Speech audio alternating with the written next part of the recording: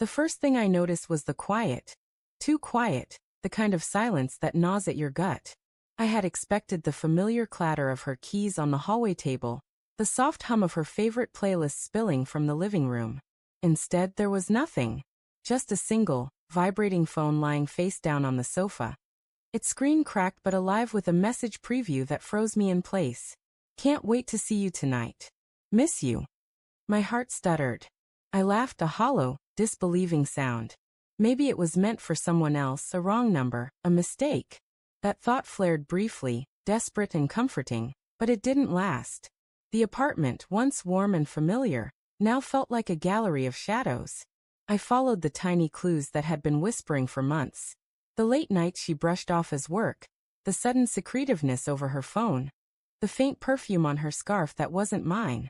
I had always rationalized them, told myself I was overthinking, that love demanded patience. I called her. No answer. The line clicked dead. Panic prickled at my skin, my chest tightening, hands trembling. I scrolled through the messages on her phone. Messages I had never intended to see.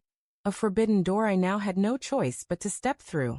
There he was, every word dripping intimacy, every punctuation a knife twisting in my ribs. They laughed together, shared plans, memories that weren't mine to witness. The rational part of me screamed to stop, to close the screen, but I couldn't. When she walked in hours later, smiling like nothing had shifted in the universe, I realized the betrayal wasn't just in texts. It was in her very presence. The familiarity of her hair, the curve of her shoulder, the way she said my name with tenderness, it all mocked me. I wanted to scream, to shake her until the truth spilled from her lips, but I just stood there, gripping the edge of the counter until my knuckles whitened. "Everything okay?" she asked, voice light, unknowing, dangerous. I nodded. Words stuck somewhere between disbelief and fury. "Yeah, fine." But my heart thundered, knowing fine was a lie I couldn't tell. Dinner was a blur. Her laughter, the clink of cutlery, the casual mentions of a co-worker, I now understood differently. Each detail was a dagger hidden in velvet. I asked questions that seemed innocent, but the answers were small cracks in her carefully built facade. She hesitated once, then twice, a microsecond too long, and I felt the weight of inevitability pressing down on me. Later, alone in our room, the final truth hit me like a winter storm. I found a photo tucked behind her laptop screen. Her and him, arms wrapped, smiles brighter than anything we had shared in months. I dropped to the floor, chest heaving, tears blurring my vision. Anger, grief, love, and disbelief collided in a storm that made me feel both empty and alive in a way I'd never imagined. When she returned, I confronted her, voice low, trembling with controlled rage. "I know everything."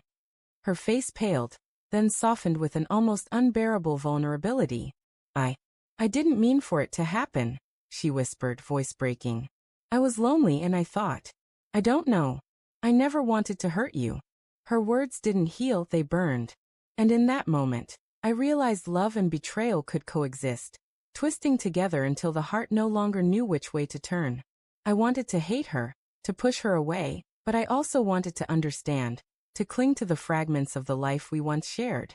The room felt impossibly small, the air thick with the weight of everything unsaid, and I knew nothing would ever feel the same.